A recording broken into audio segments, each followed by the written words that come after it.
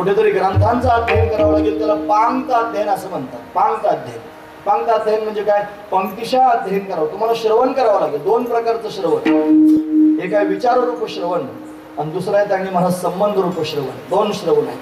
विचाररूप श्रवण म्हणजे काय? कुठेतरी महात्म्याच्या समोर जाऊन बसायचं, ज्ञानेश्वरी भागवत गाथा श्रवण करायचं. चातुर्मासात लोक राहतात की नाही? आम्ही ज्यांच्या माध्यमातून तुमच्या समोर हे सगळं सांगतो आहोत की नाही, ते वैकुंठवासी पंढरीनाथ महाराज देवकर, म्हणजे आम्ही त्यांना भाऊ म्हणायचो. आमच्या परिसरात मोठे महापुरुष, आमच्या तालुक्याची तोफच होती महाराज. फार कडक शब्दांमध्ये बोलायचे, पाठ सांगायचे. ते त्यांनी 1958 पासून 1970 पर्यंत आणि दरवर्षी चातुर्मासाला पंढरपुरात राहत होते. म्हणजे त्यांचा प्रपंच जर सांगायचा ठरला तर 4-5 मुली, 2 मुलं, अतिशय गरीब परिस्थिती, सगळी नादान परिस्थिती. आणि एवढ्या सगळ्या घाईमध्ये पंढरपूरच्या वारीला जायचं आणि वारीला गेलं की तिकडंच थांबायचं. आषाढ वारीला गेलं, कार्तिकी झाल्यावरच घरी यायचं. मग त्यावेळी काय फोन वगैरे बातम्या थोड्याच होत्या. 70 मध्ये काय तुम्हाला फोन वगैरे थोडीच पाहायला मिळत होते. मग काय करायचं? साधा पत्र फोन सुद्धा त्यांनी अशा पद्धतीने एक तार सुद्धा कोणाला पाठवायची नाही. मी इकडे थांबून काय करतो काहीच नाही, नुसतं थांबूनच घ्यायचं. एवढं कठोर त्यांनी परिश्रम करावे लागतात तेव्हा विद्याध्ययन करता येतं, ब्रह्मज्ञान प्राप्त करून घेता येतं. किती महिने राहत होते? 4 महिने. हा सप्ताह झाल्यावर तुम्ही चला बरं 4 दिवस आमच्या बरोबर, चला ना थोडंसं आपण, आम्ही मोठी गाडी घेतो, तुम्ही आमच्या गाडीत प्रवास करा. 4 दिवस फक्त त्यांनी रोज कीर्तनाला जायचं, घरी जायचं नाही. 4 दिवस सुद्धा माणसाला घर सोडता येत नाही. 4 महिने घर सोडायचे. 12 महिन्यातून 4 महिने विद्याध्ययन करण्याकरिता राहायचं. सोपी गोष्ट आहे? याला कष्ट म्हणतात. हे त्यांनी प्रयत्न आहेत, प्रयत्नपूर्वकच काही गोष्टी प्राप्त होऊ शकतात, आशा प्राप्त होत नाहीत. म्हणजे त्यांनी महाराज विषयातला रस जर प्राप्त करून घ्यायचा असेल तर तो त्यांनी प्रारब्धानं प्राप्त होतो. आणि ब्रह्मरस, ब्रह्मज्ञान प्राप्त करून जर ब्रह्मानंदामध्ये निमग्न व्हायचा असेल तर तो प्रयत्नानं प्राप्त होतो. प्रयत्नाशिवाय प्राप्त व्हायचा नाही. महत्वाची गोष्ट. 2 रस झाले. तिसरा रस जर त्यांनी महाराज कोणता असेल तर भक्तिप्रेम रस आहे महाराज. भक्तिरस. हा भक्तिरस प्रारब्धानं मिळत नसतो. हा भक्तिरस प्रयत्नानं मिळत नसतो. हा भक्तिरस जर मिळाला तर तो त्यांनी महाराज फक्त आणि फक्त भगवंताच्या कृपेने मिळत असतो. दुसऱ्या कशानंच मिळत नसतो. लक्षात ठेवा. भगवंताची कृपा व्हावी लागेल तेव्हा त्यांनी भक्तिप्रेम सुख त्यांनी प्राप्त होईल, भक्तिरस प्राप्त होईल. महाराज म्हणतात भक्तिप्रेम सुख निनवे आणि का पंडित वाचका ज्ञानी असी आत्मनिष्ठ जरी झाले जीवनमुक्त तरी भक्ती सुख दुर्लभ द्या. मग केव्हा कळेल? तुका म्हणे कृपा करेल नारायण तरीच हे वरम पडे ठाया. भगवंतानं कृपा केली की मग खऱ्या अर्थानं भक्तिरस प्राप्त होत असतो. तो सहजासहजी प्राप्त होण्यासारखा नाही. म्हणून त्यांनी भक्तिरसाच्या प्राप्तीकरिता भगवंताची कृपा व्हावी लागेल. भगवंताच्या समोर त्यांनी कळवळून म्हणावं लागेल, देवा तुझी ती भक्ती मला प्राप्त व्हावी, तुझ्या भक्तीतलं प्रेम मला त्यांनी प्राप्त व्हावं. ते सहजासहजी प्राप्त होत नसतं, तू कृपा केल्यावर प्राप्त होतं. म्हणून भगवंतानं कृपा करावी आणि मग खऱ्या अर्थानं भक्तिप्रेम त्यांनी प्राप्त होत असतं. तुम्ही ऐकतात ना सर्वजण? देव प्राप्त होणं वेगळं आणि देवाचं प्रेम प्राप्त होणं वेगळं. बऱ्याच लोकांना देव प्राप्त होतो पण देवाचं प्रेम प्राप्त होणं मोठी दुर्लभ गोष्ट आहे. महाराज भगवंताचं प्रेम मिळवण्याकरिता अट्टहास करा. तो प्रेम रस आहे, तो भक्ती रस आहे आणि तो त्यांनी प्राप्त करून घेण्याकरिता प्रयत्नशील आहेत महाराज महापुरुष. त्यांना त्यांनी विषयातला रस नकोसा वाटतो. ते म्हणतात तुका म्हणे कटू वाटतो प्रपंच रोकडे रोमांच कंठ दाटे संसाराच्या नावे घालून या शून्य वाढला हा पुण्य धर्म केला लाथाळीला संसार केला शरूर मिसीमार. ही सगळी संसारा आगी आपुलीने हाती माग लावणी मागुते पाहुणे जाळोनी संसार बैसलो अंगणी तुझे नाही मनी मानसी. हे विठले हे चित्त प्रपंचापासून व म्हणते मनी बाई. किती प्रमाण आहेत महाराज? सगळ्या संतांची प्रमाण तुम्ही बघून घ्या. त्यांना संसारामध्ये कोणत्याच प्रकारची आसक्ती, कोणत्याच प्रकारचा रस वाटला नाही. आपण सारे संसारिकच आहोत. आपण फक्त हे त्यांचं ऐकतो. त्यांना प्रपंचात रस नव्हता, त्यांना संसारात रस नव्हता. इथून सुटल्यावर आपण हिमालयात जात नाहीत, आपण प्रपंचातच जातो महाराज पुन्हा. म्हणून त्यांनी महाराज आपल्या आपल्या मनाला प्रश्न विचारला पाहिजे ऐकणाऱ्या लोकांनी की आपण त्यांनी महाराज परमार्थ करतो की प्रपंच करतो? आपल्याला नेमकं काय आवडतं? प्रपंच आवडतो की परमार्थ आवडतो? जर परमार्थ आवडतो म्हणावं तर जी गोष्ट आवडत असते ना महाराज ती गोष्ट मनुष्य जास्त वेळ देऊन करतो. आणि जी गोष्ट आवडत नाही ना ती कमी वेळ देऊन करतो. एका दिवसामध्ये 24 तास असतात. खरं सांगायचं कीर्तनात खोटं बोलायचं नसतंय. आपल्या आपल्या मनाबरोबरच बोलायचं, उत्तर कोणाला सांगायचं नाही, आपल्या मनालाच सांगायचं. 24 तासामध्ये आपण प्रपंच जास्त वेळ करतो की परमार्थ? माझं सांगून टाकतो. 2 तासाचं कीर्तन करतो बा फक्त. 24 तासातले 2 तास त्यांनी फक्त भगवंताच्या कीर्तनाकरिता देतो. बाकीचे जे 22 तास असतात ना, निवड लोकांच्या खलबत्ता कुटण्यातच निघून जातात. याच्या गाड्या मोडायच्या, त्याची चर्चा करायची, त्याच्या गप्पा मारायच्या, थोडे विषय जमा करायचे आणि ते अशा पद्धतीने कुटीत राहायचे. 22 तास त्यांनी महाराज अशा, लोक फार कौतुकानं सांगतात, महाराज आम्ही 2 तास पूजा करतो. तू 2 तास पूजा करतो आणि 22 तास काय करतो? सरळ मुद्दा 2च तास पूजा करतो. असं तासभराची 2 तासाची पूजा नसावी महाराज. दिवसभराची पूजा नसावी. मग आपलं आयुष्य हीच भगवंताची पूजा असावी. आपले कर्म ही भगवंताची पूजा असेल. तया सर्वात्मका ईश्वरा स्वकर्म कुसुमांची आणि पूजा केली होया पारा तोषाला. रात्रंदिवस आपण पारमार्थिकच असलं पाहिजे. रात्रंदिवस आपण परमार्थतच असलं पाहिजे. म्हणजे हातात माळ घेऊन जपली पाहिजे, आपण त्यांनी ध्यानस्थ बसलं पाहिजे असं त्याचा अर्थ लावू नका.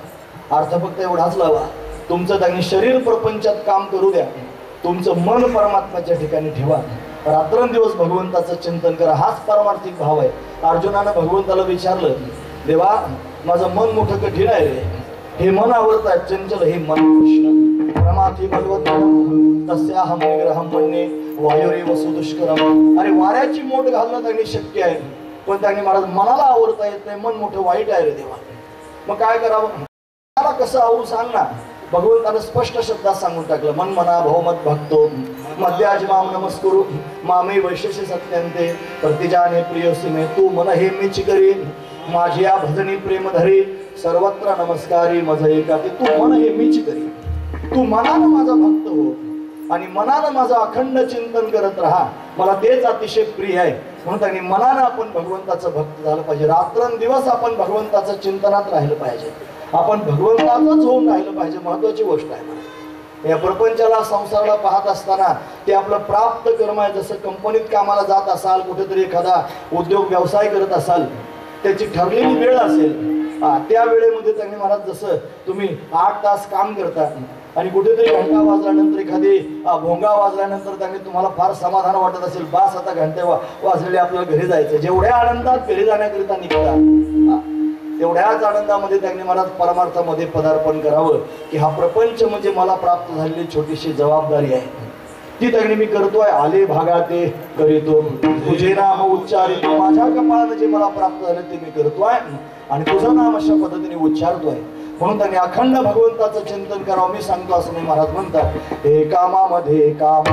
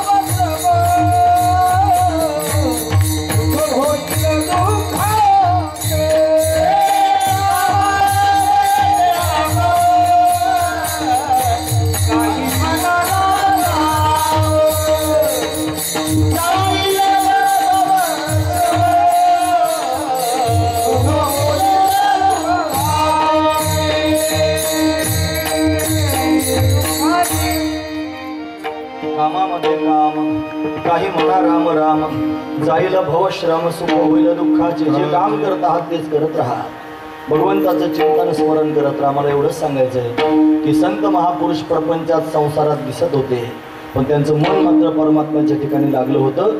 ते विषयातल्या सुखाला नगण्य समजत होते. प्रपंच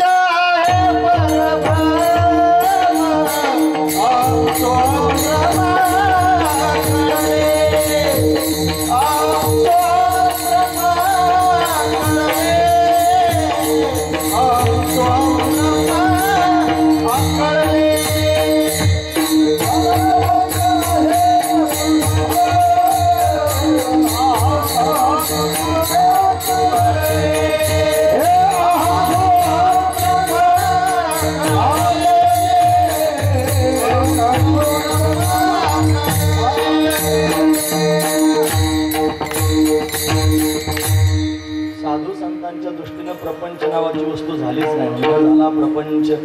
मग काय आहे परब्रह्म, पण परब्रह्म स्वरूप त्यांनी पाहतात.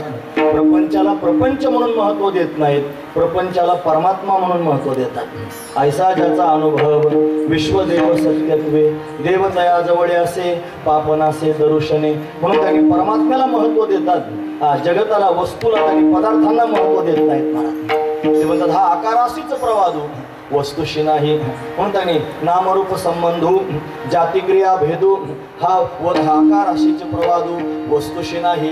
नामरूप संबंध जातिक्रिया भेद हे सर्व आकाराच्या ठिकाणी, वस्तू नाम परमात्म्याच्या ठिकाणी नाही. म्हणून त्यांनी महाराज आकाराला आकाराच्याच ठिकाणी अशा पद्धतीने पाहतात आणि त्याच्यामध्ये त्यांनी परमतत्वाची अनुभूती घेत असतात. हा त्यांचा विषय हा परमात्मा झालेला आहे म्हणूनच घडतं, महत्वाची गोष्ट आहे. म्हणून नगण्य समजतात विषयातल्या रसाला, त्याच्यापेक्षा श्रेष्ठ असणारा रस आहे ब्रह्मरस. मग ब्रह्मरस प्राप्त करून घेण्याकरिता प्रयत्न करतात, प्रयत्नपूर्वक ब्रह्मरस प्राप्त करून घेतात, अट्टहास करतात महाराज.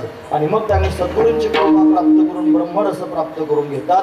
जगद्गुरु तुकोबरायांचा अनुग्रह दिन आत्ताच झाला, माघ शुद्ध दशमी. आजच त्यांनी काले सर्वत्र त्यांनी झाले महाराज, महत्वाची गोष्ट आहे. म्हणून श्रीगुरूंची कृपा व्हावी आणि त्या कृपेने त्यांनी महाराज हा ब्रह्मरस प्राप्त करून घ्यावा. म्हणजे त्यांनी अशा पद्धतीने प्रयत्न करावा, त्यांची सेवा करावी. ते ज्ञानपैका बरवे जरी मनी हाती आणावे, तरी संता या भजावे सर्वस्वेसी. ते ज्ञानाचा गुरुठा, तेच सेवा हाची दारवंटा. ते स्वाधीन करी सुभटा ओळंगोनी, तरी तनु म्हणू जिवे चरणासी लागावे. अगरवता करावे दास्य सकळ, मग अपेक्षित जे आपुले सांगतील पुशिले. जेणे अंतःकरण बोधले संकल्पाने. या सगळ्या ओव्या पाहून घ्या, या सगळ्या ओव्यांमध्ये कष्ट पाहायला मिळतील. तनु म्हणू जिवे चरणासी लागावे, अगरवता करावे दास्य सकळ. काहीतरी कष्ट आहेत ना, हे सगळे कष्ट करावे लागतील, प्रयत्न करावे लागतील. मग अपेक्षित जे आपुले, मग जे आपलं अपेक्षित आहे सांगतील पुशिले. तुम्ही विचारलं की सांगतील. मग तुमचा उद्धार होणारच ज्ञान प्राप्त करून देतील. मग सर्वत्र त्यांनी ब्रह्मस्वरूपाचे प्रतीत येईल, ब्रह्मरस त्यांनी महाराज प्रतीत येईल. असा महत्वाचा भाव आहे मला. ब्रह्मरस प्रयत्नपूर्वक प्राप्त करून घेता येतो. पण तिसरा जो रस आहे त्याला म्हणायचं भक्तिरस. हा भक्तिरस त्यांनी महाराज अविट असणारा रस आहे. सुख न हे भक्तिरस, पुढता पुढती आस सेवावे. पुन्हा पुन्हा पुन्हा पुन्हा त्याची सेवन करण्याची आस अंतःकरणात निर्माण होते आणि तो त्यांनी प्राप्त करून घ्यावा असं वाटतो. पण असा मिळत नाही ना महाराज. मग कसा मिळेल? भगवंताची कृपा व्हावी लागेल, भगवंतांना अनुग्रह करावा लागेल, तेव्हा त्यांनी भेटेल. त्याच्याशिवाय भेटत नसतो. तुम्ही श्रीमद भागवत कथा ऐकणारी मंडळी आहात. महत्वाचा विचार सांगतो, लक्षपूर्वक ऐका. देवानं द्यावं लागेल प्रेम, तेव्हा मिळतं महाराज. त्याच्याकरिता त्याच्या संपर्कात जावं लागेल, त्याच्याशिवाय कसा देईल? एखाद्या माणसाकडून काही वस्तू जर तुम्हाला घ्यायची असेल तर त्यांच्याकडून घ्यायचे असं जन्मभर जरी म्हणत राहिले तरी मिळेल का?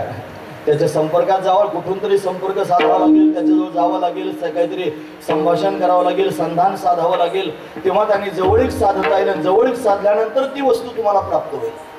तसं भगवंताचं प्रेम जर प्राप्त करून घ्यायचं असेल, भक्ती जर प्राप्त करून घ्यायची असेल तर त्याच्या जवळ पण जाता आलं पाहिजे ना. तुम्हाला कसं जवळ जावं? तो कुठे वैकुंठात आहे, आम्ही कुठे इथं त्यांनी सामान्य संसारात राहतो आहोत भूमंडळावरती, असला विचार करू नका महाराज. तो परमात्मा सर्व ठिकाणी आहे आणि तुम्हाला त्याच्या भेटीची जेवढी आस आहे ना त्याच्यापेक्षा जास्त त्याला तुमच्या भेटीची आस लागली आहे. फक्त तुम्ही त्याच्यापर्यंत जाण्याचा प्रयत्न करीत नाहीत, हा महत्वाचा विचार. तो तयारच आहे ना, कोणत्या वेळेला तयार आहे तो. तुम्हाला वाट पाहे उभा भेटीची आवडे, वाट पाहे उभा भेटीची आवडे.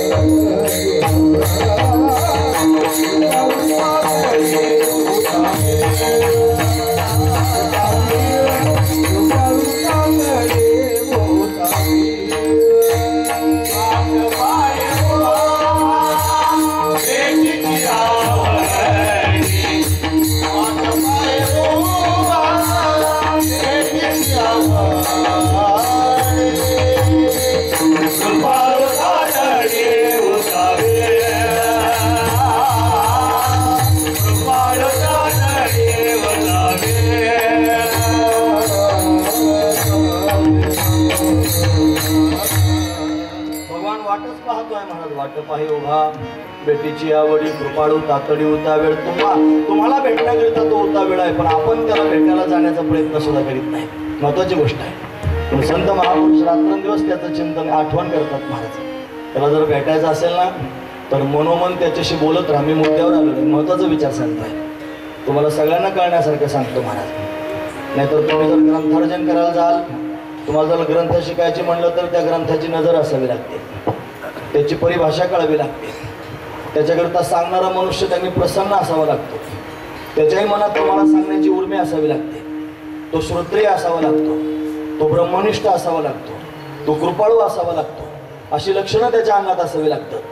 मग तो कृपा करून तुम्हाला त्याच्या वेळेत वेळ काढून सांगणार, मग तुम्ही कणाकणानं ते जमा करणार आणि मग तुम्हाला मोक्षापर्यंत जाता येणार. थोडं सोपं नाही महाराज, फार कठीण आहे.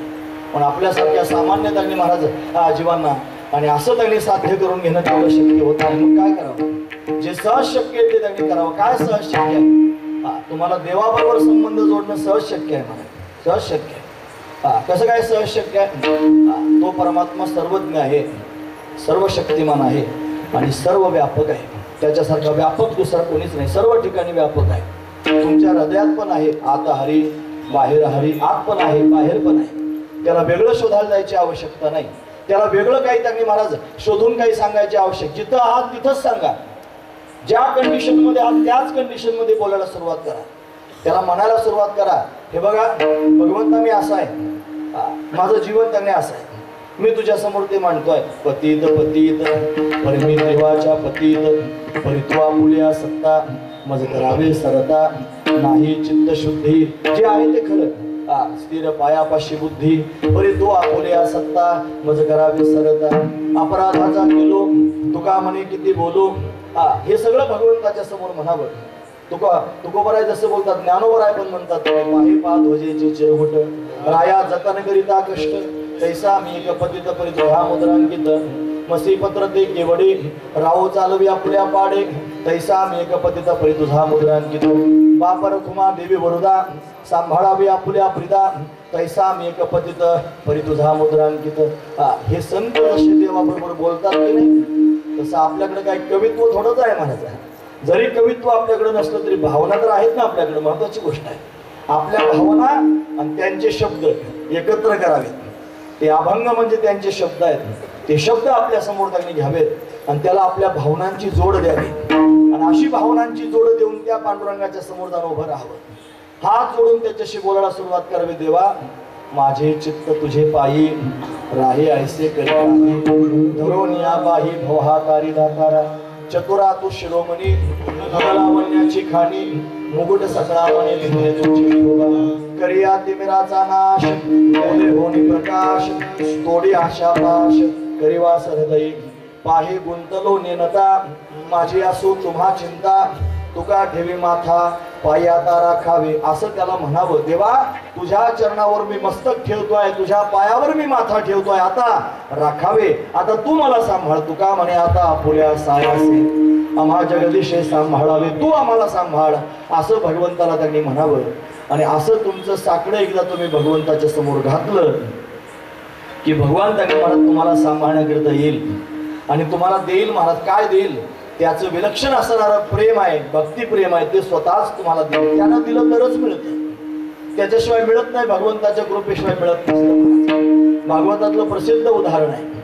ते उदाहरण असं आहे की भगवान मथुरेला गेला होता आणि मथुरेला गेल्यानंतर त्यांनी आता 11 वर्ष आणि 56 दिवस भगवान त्यांनी व्रजभूमीत गोकुळात राहिला. तिथून त्यांनी भगवान मथुरेला गेला. गुरुगृही राहून त्यांनी आला आणि आल्यानंतर त्यांनी महाराज त्याला एक मित्र भेटला भगवंताला. त्याचं नाव आहे उद्धव. सामान्य नाही. कृष्ण नाम प्रवरो मंत्री कृष्णस्य दैत सखा शिष्यो बृहस्पती साक्षात उद्धव बुद्धी सत्तमा. बुद्धिमान असणारा उद्धव आहे.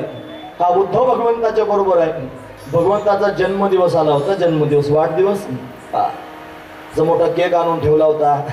आता 12 वर्षाचा झाला म्हणल्यावर 12 मेणबत्त्या आणल्या होत्या आणि मोठा केक असल्यामुळे कापण्याकरिता तलवारच आणून दिली होती केक कापायला. असं झालं असेल नाही का? हे काय आपली संस्कृती नाही ना महाराज, ती पाश्चात्य संस्कृती आहे. तसं काही झालं नाही. त्याचा जन्मदिवस त्यांनी औक्षण केलेलं आहे, गोडधोड केलेलं आहे, वस्त्राभूषण त्याला घातलेले आहे, सगळं दिवसभरचे असा आनंद सर्वांनी घेतला. आणि मग त्यांनी महाराज सर्वांची नजर चोरून गच्चीवर जाऊन उभा राहिला. कठड्यावर हात ठेवले, खोल आकाशात पाहत होता. पाहता पाहता जगाचा मालक गहिवरला. त्याचं हृदय भरून आलं, डोळे त्यांनी डबडबले आणि आकाशात त्यांनी पाहत होता. उद्धवजी महाराज आले, त्यांनी पाहिलं देवाचे डोळे भरून आलेले आहेत. देव रडतोय. त्याच्या नेत्रांमधून अश्रुधारा वाहतात. उद्धवानं आपल्या हातावर अश्रुबिंदू घेतले आणि भगवंताशी बोलायला सुरुवात केली. देवा तू रडतोस का रडतोस सांग ना. भगवान म्हणले उद्धवा काय सांगू तुला. उद्धव मोठे ज्ञानी होते महाराज, बृहस्पतीकडून शिकून आले होते. ज्ञानाचा थोडा अहंकार पण झाला होता, पण प्रेमाचा मात्र लवलेशही नव्हता. भक्ती मात्र अजिबात जीवनामध्ये त्यांनी आलेली नव्हती. फक्त ज्ञानीच होता आणि ज्ञानाचीच टिमकी वाजवत होता. महत्वाची गोष्ट आहे महाराज. देवाला असं वाटलं माझ्या ठिकाणी अनन्य आहे, मला शरण आलेला आहे, माझा सखा आहे, माझा मित्र आहे आणि मग माझ्याबरोबर राहून त्यांनी प्रेमापासून वंचित राहतोय. याला प्रेम दिलं पाहिजे. कसं काय प्रेम देता येईल म्हणून त्याच्यासमोर भगवंताने हे सोंग केलेलं आहे महाराज. म्हणजे प्रेम नव्हतं का त्याच्या पोटात गोकुळ वसेल का, होतं ना महाराज, पण उद्धवाच्या समोर ते प्रगट केलं. महत्वाची गोष्ट आहे. मी म्हणतो असं नाही साधू संत त्याला सोंगड्या म्हणतात. हे सोंग सारेले या रुपया असं आहे ना. हा म्हणून असं करणारच आहे महाराज तो. म्हणून त्याने उद्धवानं विचारलं का रडतोस देवा. सांगितलं उद्धवा काय सांगतो, मला ना यशोदामाईची फार आठवण येते. मला त्या गोपाळांची गोपिकांची फार आठवण येते, मी काय करू. असं म्हणल्यावर उद्धवजी म्हणले काय देवा, अहो ते सगळे खेळवळ लोक आहेत, ते काय ज्ञान आहे, त्यांना माहिती आहे का तू परब्रह्म आहेस, तू सर्व ठिकाणी व्यापक आहेस, त्यांना काय असं ज्ञान आहे का. हो म्हणे तर खरंच आहे, त्यांना ज्ञान नाही म्हणून ते माझी वाट पाहतात आणि मला व्याकुळता निर्माण झालेली आहे. मग काय केलं पाहिजे, त्यांना कोणीतरी ज्ञान सांगितलं पाहिजे. कोण सांगेल रे उद्धवा. हे म्हणजे मी सांगतो ना, देवाला हेच पाहिजे होतं. म्हणे मग जा ना तू सांगायला. उद्धवा शांत वन करजा त्या गोकुळवासी जनाचे, गोकुळवासी जनाचे. शांतवना करण्याकरिता त्यांना पत्र लिहून दिलं उद्धवाच्या हातात. कथा सुरू झाल्यानंतर डोकरले महाराज सगळे लोक. आधी हा रस तो रस आणि हे रस सांगता सांगता त्यांनी बेरस व्हायची वेळ आली. असू द्या, म्हणून कथा सर्वांना गोड वाटते महाराज, ती सोपी असते ना ऐकायला, मनामध्ये त्यांनी भरते. पण उद्धवजींना पाठवलं, थोडक्यात सांगणार आहे मी. उद्धवजी महाराज त्यांनी महाराज गेले आणि गेल्यानंतर सगळ्यात आधी त्यांना यशोदा मैया दिसली. तिची ती अवस्था पाहिली. रात्रभर तिच्याबरोबर संवाद साधला. दुसऱ्या दिवशी सकाळी गोपिकांना भेटण्याकरिता गेले. गोपिकांना कळालं पत्र देवानं दिलेलं आहे. उद्धव देवाचा मित्र आहे. गोपिकांनी गीत गायलं, भ्रमरगीत. मधुपकित व बंधो मास्पृशाघ्रीं सपत्न्या उच्च विलोलित माला कुंकुम श्मश्रुभृण वहतु मधुपती स्तन्मानिनी नाम प्रसादम. लांबलंच काय म्हणा, भ्रमरगीत त्याला म्हणतात. त्याच्यात गोपिकांनी बोलायला सुरुवात केली. एका भोंग्याला पाहून बोलत होत्या, कसा काळा आहेस रे तू. एका फुलावर बसतोस, त्यातला मकरंद सेवन करतोस आणि मग दुसऱ्या फुलावर जातोस, मागच्या फुलाची आठवण सुद्धा करत नाही. त्या काळासारखाच तू काळ आहेस. त्यानं गोकुळातल्या व्रजभूमीतल्या सर्व गोपिकांना वेळ लावलं, तो मथुरेत जाऊन बसला. आता आमची आठवण सुद्धा करत नाही, त्याच्यासारखाच तू आहेस. आमचं मन तुझ्याकडे वेधलं गेलं भगवंता. आता आमची काय चूक आहे, काय चूक होती त्या वालीची, तू त्याला लपून बाण मारलास. काय चूक होती त्या बळीची, तू त्याला पाताळात नेऊन घातलंस. काय चूक होती शूर्पणखेची, तिची नाक आणि कान कापले. तुझ्या सौंदर्यावर तर मोहित झाले होते ना हे सगळे लोक. असं ज्या वेळेला गोपिका बोलायला लागल्या ना, त्यावेळेला उद्धवाला कळालं या सगळ्या ज्ञानीच आहे, यांना ज्ञान झालेलंच आहे. मग ज्ञान झालेलं असून सुद्धा या भगवंताकरिता रडतात. पण का रडतात त्याचं कारण कळालं की त्या ज्ञानापेक्षाही त्यांनी महाराज विलक्षण आनंद देणारं जर कोण असेल तर भगवंताची भक्ती आहे. त्या भक्तीचा रस या सर्व लोकांना मिळालेला आहे. म्हणून त्यांनी महाराज त्या गोपिकांना कळालं, उद्धवाला हे समजलेलं आहे. गोपिकांनी भगवंताचं स्मरण केल्यावर भगवान प्रत्यक्ष प्रगट झाला. उद्धवजी म्हणले बघा भामटा, हा म्हणत होता जसा त्यांनी मथुरेत आलो तसा पुन्हा एकदाही गेलो आणि माझ्या आधी हजर आहे. गोपिका भगवंताच्या समोर प्रेम मागू लागल्या. हे कान्हा रे थोडासा प्यार दे, चरणों में बैठा के तार दे, ओ गोरी घूंघट उभार दे, प्रेम की भिक्षा झोले में डाल दे, प्रेम गली में आके गुजरिया, भूल गई रे घर की डगरिया, माया का तूने रंग ऐसा डाला, बंधन में बांध गया बांधने वाला, कान्हा रे थोड़ा सा प्यार दे, चरणों में बैठा के तार दे. हो मला माहिती अजून थोडं म्हणलं तुम्ही नाचायला सुरुवात करा.